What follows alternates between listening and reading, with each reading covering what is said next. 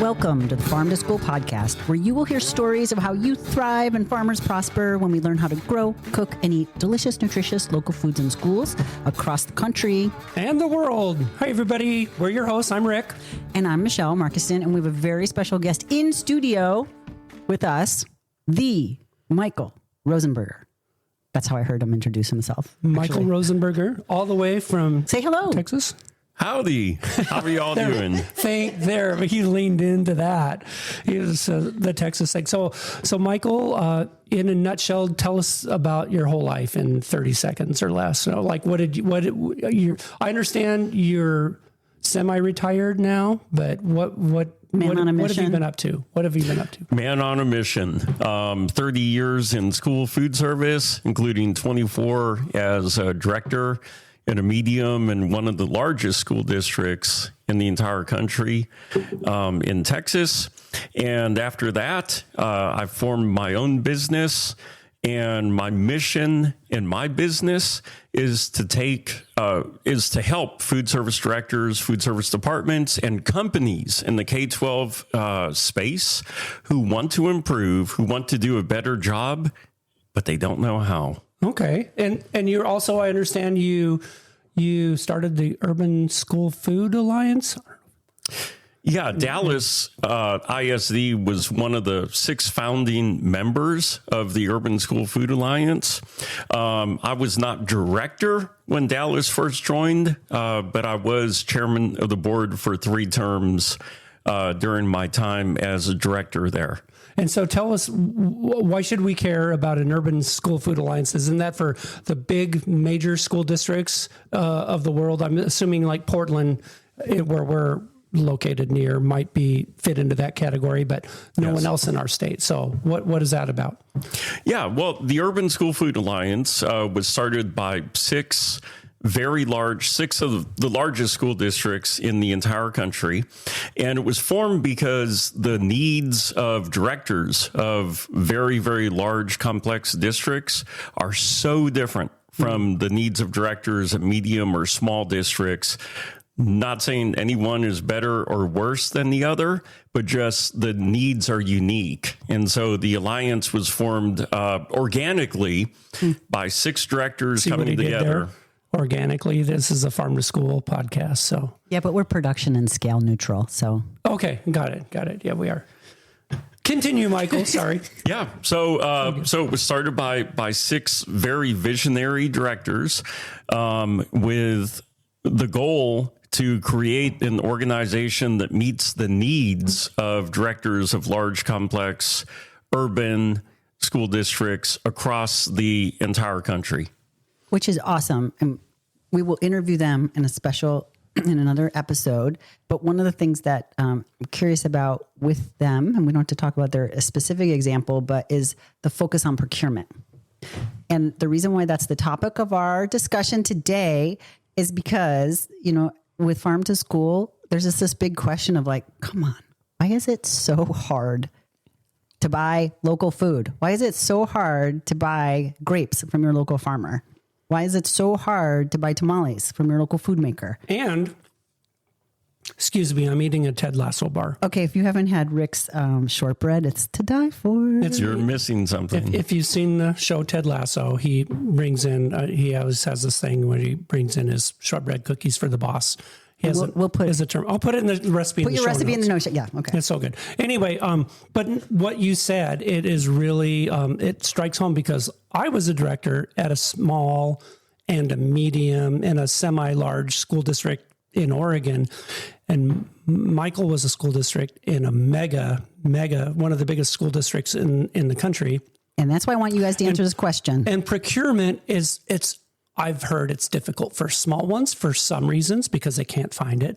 For medium and small, medium to medium, large school districts because they can't find the local to outfit their whole schools. And I don't even have a clue about the mega school districts. I'm sure it's different too. So, Michael, we asked you the question, like, what were some of the biggest challenges that you faced for this stuff? Well, the biggest challenge on procurement for a food service department begins with there are 3 layers of regulations that you have to adhere to.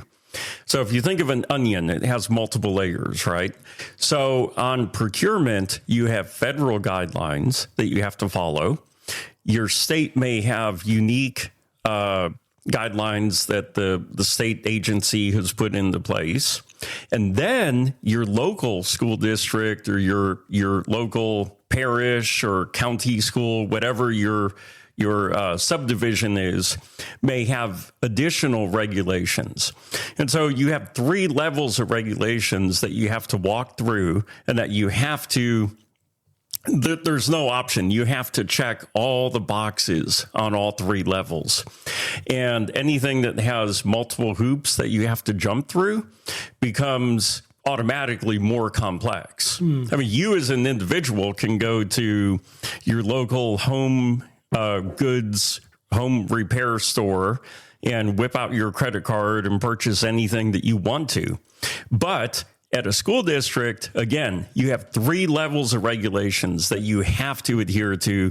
No ifs, ands, or buts. The penalties for not adhering to the requirements on those 3 levels are incredible, and so it slows everything down. And I can imagine it being from a smaller school district, it was a little easier for me to do procurements. Because we had what you called your micro purchase, for things under 10,000 or 15,000, depending on the state, or, you always have the most stringent apply, whether it's the federal or the state standard. And then most of our stuff was done over that micro purchase. So it was informal. And so I would get quotes, and just, I'd have to do my due diligence, write it down, put it in a file. But for you, I'm assuming every single one of your purchases was what we called a formal, where you had to do bids, sealed bids or whatever. And for every item in a mega school district, because it's over that formal dollar amount of $250,000 or whatever it is, right? Right. I mean, my last school district where I was director, our annual budget was $100 million for our department. And so essentially every procurement fell under the formal procurement guidelines, where you have to put out a formal bid, you have to get responses, you have to analyze the responses, award the bid. And for every step through that in a large bureaucratic school district, there are multiple gatekeepers within the school district. So you have legal that has to look at things. You have procurement that has to look at things. And you're checking all these boxes off, again, at the federal, state, and local level. So it makes things very complex. It makes things slow to happen. And has that complexity decreased or increased over time in the nearly 30 years you have been a nutrition services? Well, it has definitely grown in complexity. In fact, I often get asked, what's the single biggest problem in school food service, K-12 public school food service? And what I say is the growth of regulations. So let me visualize this. When I first got into school food service 30 years ago, the regulations were printed annually by our state department, and it was about a 1-inch thick publication. And a 1-inch thick publication, you can reasonably read and reasonably know everything that's in there. The year I left, being a school district employee, I calculated that if you were to print off from our state agency all the regulations, all the advisories, all the clarifications, all the regulations, it would take 4 3-inch binders. Yeah. So that's the problem. And I mean, ultimately, the regulations have gone the way of the tax code. Nobody knows what the regs are. It's so complex. And the challenge is that the food service director in a rural part of America with 2 or 3 schools is held to that same standard as a food service director in an operation in a large district with 200 support staff to help you I'm glad you navigate mentioned that. I'm glad you mentioned that. This is kind of a cool dichotomy because my first gig as a school food service director was in Dallas, Oregon, 6,000 people. And I think I've heard that we were a Dallas before Dallas, Texas was a Dallas in Oregon. I don't know if that's true or not. But anyway. I feel like them fighting words at this kitchen table. But there was... Look out, partner. Look out. Look out. But no, I don't know. It's a brotherhood now. It's all right. So, but it was just me when I started out. I didn't even have an admin assistant. And then by the time I left, I had a part-time person that helped me for 4 hours. But it was just me doing the same things that Michael did at Dallas, the Big Brother Dallas, Texas. But of course, you would have a team of people too. Mm-hmm. But I would have to have those same standards in place and stuff. It was really a daunting. It's a and I mention it too to the food service directors around here. Since I've left 15 years ago, I was like, I can't do what you guys do anymore. It was like, it's amazing. And I don't think the Gen Pop knows what the food service director has to do, And so all that was our introduction to say procurement is complex. And people figure out different things. And the reality is we are working within, I don't want to say a broken system, but like a system of regulations, layered regulations, braided regulations that do not necessarily meet the goals of what people would like out of school food now. It works for what it was meant to do, but it's not where we need to be. So we'll be talking more about that in the future, and there's a lot of people working on it. And in the meantime, I have been meeting with people when we were at the Albuquerque 2025 National Farm to Cafeteria Conference. And I wanted to introduce you both and everyone listening, thank you for listening, to Kevin Beltran from the New Mexico Farmers Market Association, who does the Approved Supplier Program. So it's just a bright spot in this confusing sea of procurement regulations, and really hope you enjoy meeting him. Hey, Kevin. Hello. How's it going? Great. Well, thanks for joining our special edition of this podcast at the 2025 National Farm to Cafeteria Conference. Yeah. We would love for you to introduce yourself and tell us what you're up to. Yeah, so my name is Kevin Beltran. I'm from the Pueblo of Zuni here in New Mexico. Currently, I work with the New Mexico Farmers Market Association under the Approved Supplier Program. So essentially what that is we're working with local farmers and ranchers to sell to state institutions like senior centers and schools. That's fantastic. Yeah, and we work across the state. So basically from the northern point all the way to the southern point, out west, and then all the way out east. It sounds incredible. Can you paint more of a picture of us of the nuts and bolts? Like, what does that actually look like? Yeah. Is it like a food hub where you So we work with food hubs. So essentially what we are doing is we're supporting the producers, which are the farmers and ranchers. We are supporting them with food safety training, which is kind of my role at the Approved Supplier Program. And just really making sure that the food they're growing is kind of up to the standard, knowing that the food they're supplying to is going to people with maybe possible weakened immune systems, like young children or elders. So for us, at least, we're trying to get people up to the understanding and the kind of knowledge of growing to know that that food is safe going into those places. So they need support on food safety. And then also institutions tend to need like different pack sizes or different size of produce. Do you also support producers in that way? Yeah, so we support them on that end. We do stuff around, some of the boxes that we supply to some of the producers. So it's kind of a mix mash of all of the thing. But the New Mexico Farmers Market Association also helps with Double Up Food Bucks, which is spending EBT, and that's going through like food. So farmers markets. What's that EBT and what is that? Yeah, so that's for people who have low income and they're able to get money. So Double Up Food Bucks basically is kind of allowing them to get double the amount at a farmer's market when they use that type of purchasing. That's fantastic. How long has that been going on? That's been going for a while. I've been with the New Mexico Farmers Market Association for about a year and a half. Congratulations. Thank you. Yeah. But before that, I've been, in agricultural work more on a community-based level. So I've worked with tribal communities. For instance, the Santa Fe Indian School in Santa Fe is owned by the 19 Pueblos, which are tribally recognized tribes, or federally recognized tribes here in New Mexico. And, working with them to get more local product into the school for the students. So. And how do you, I'm trying to think in New Mexico, because I'm so unfamiliar with it coming from Oregon, what kind of foods are coming into different schools? Yeah, so I guess for us and kind of the intention that we lead with is we are wanting to make it culturally relevant food. So really when you think about culturally relevant food to the Southwest and specific to New Mexico, it's what we call the staple product, which is corn, beans, squash, chili. I'm thinking melons, different types of melons. And then also looking to the ranchers who are providing the beef. So there are a couple staple products, and really leading with that cultural relevancy behind it allows that to be more implemented into schools rather than having to go outsource it from other places. And I've heard some folks talking about hunting, gathering. Is that part of the foods as well?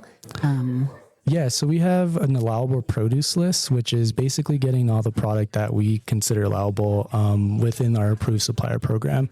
But there is a kind of a section down that is more on the foraging end. So it is perennials. So you can go get berries. And if it's, that is a big part of it too, because we are, kind of culturally relevant to what we eat here in New Mexico as well. Yeah. What would be some examples of that food? Yeah. We got pinon nut. That's local. We have a couple of currants plants that grow up in the... What's the first nut? Pinon. What does it taste like? I can't explain. You can't explain it. It's is it If like you've a ever nut? had- Creamy. Is it? I've never had it. It's pretty flavorful, and it's kind of fatty. Okay. Okay. Pinon is really really big in New Mexico. You have pinon coffee, which has kind of become a big thing.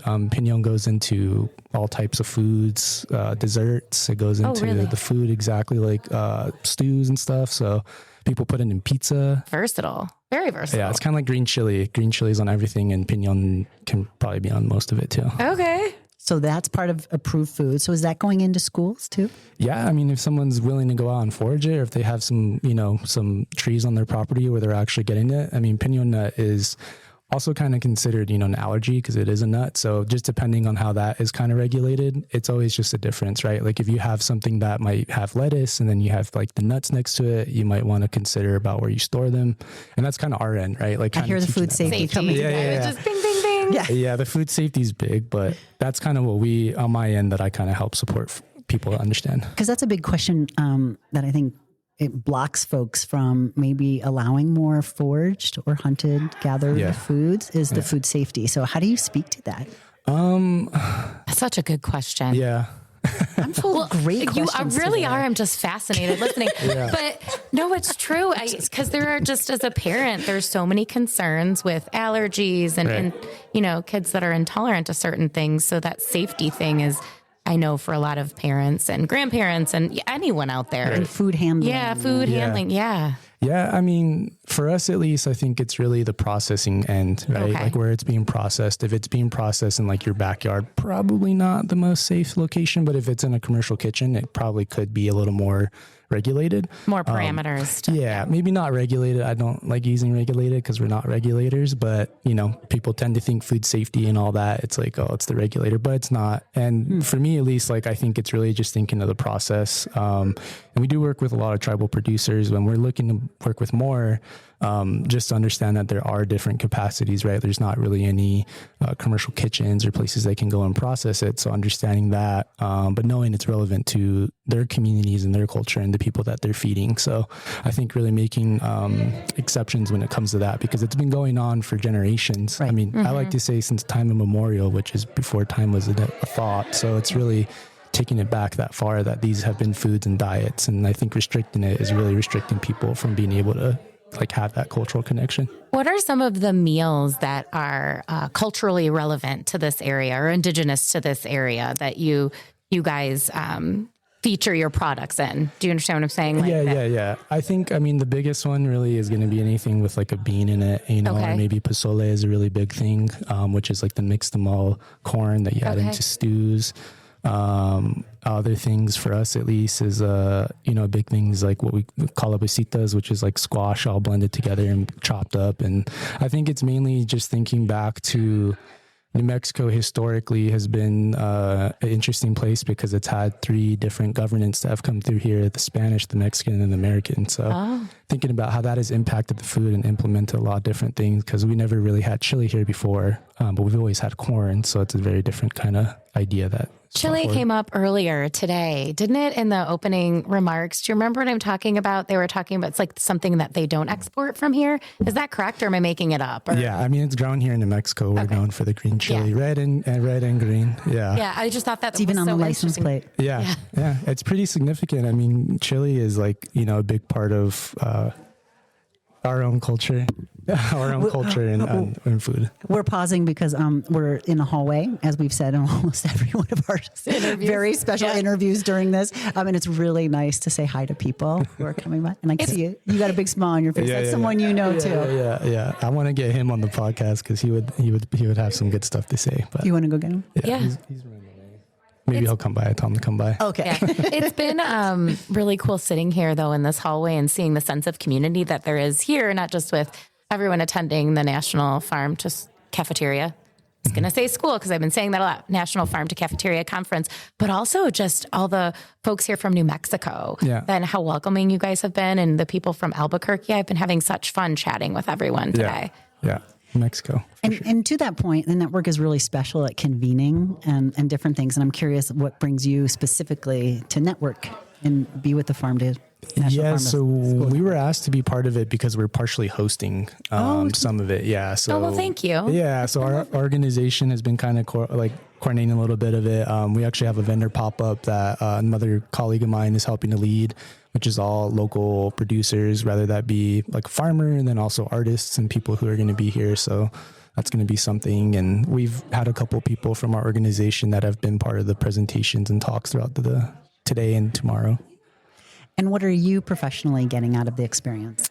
I think just seeing people who I probably work with, but also maybe meeting new people. I think there's really just, it's cool to have anything related to food as someone who has grown up in a community where, food was the main staple, and kind of, I guess, farming is kind of like who we are as individuals. In my pueblo here in New Mexico has just really been seeing how much, care goes into food, but also it's just, it's nationwide, but it's also just kind of figuring out how we navigate, through these systems to be able to bring food into our communities. And what's something that you're working on towards the future? Like often you're working on things that will come to fruition down the road. Is there something that's on your back burner? I was just thinking, that's such a good question. But I was also thinking, how do I ask him where he sees this journey in 10 years, right? Like a stove came to mind. I was looking at you. I thought a stove was on the front burner. What's on the back burner? I love that. I think for us, and I guess for me specifically, is really trying to build a food system for our tribal and rural communities, just because those are underserved areas. And New Mexico is pretty rural. There's a lot of places. I mean, it's one of the most rural states in the country where there's areas where people have to drive, over 40 miles to get to the closest town. So it's like very different. I was just going to ask that. Do a lot of the tribal communities grow their own and produce their own food, or are they having to drive 40 miles? For the most part, yes. But the other end of that is no, unfortunately, just due to the lack of resources, like water is a big thing. There has been a lot of, issues with water on tribal lands. And I think that really goes back to the point of people really, going back to this commodity food, or maybe food that comes in a can that's not grown in the earth. So it's what's easy and accessible, but thinking about the resources that are there are pretty limited. Yeah. Is there anything else you'd like that our listeners to know? I'm trying to think. If you were a vegetable, what would you be? I think if I was a vegetable, I'd probably be corn. But I think of Three Sisters, which is, it's the Three Sisters, what we grow in tribal communities, which is corn, beans, and squash. I don't know if you've heard of the Three Sisters before. Let's hear. Can you tell us about it? So the corn is basically the big sister. It kind of creates like the shade and protection for the squash and the beans. But The squash is kind of like the protector, right? Because it has like the kind of spiny thorns on it, on the rind and stuff. So, bugs don't really like to crawl in it. And then the beans actually are the biggest. I think they're the biggest sister because they are actually providing the nitrogen that goes into the soil to then support the squash and corn to grow. So they're all kind of supporting one another. And most of the time, if you have any food here in New Mexico, it's going to have the three sisters in it. I did not expect such a beautiful answer when I asked that question. Yeah. Oh my, that's awesome. I've never heard that before. There's actually a vendor in the pop-up area that's Three Sisters Kitchen, but cool. They are here in Albuquerque, and they have a lot of stuff that's kind of relevant to that. Cool. We can add that to the show notes and also about the farmers market. Thank you so much for making time to meet with us. Definitely. Thanks for having us. Appreciate it.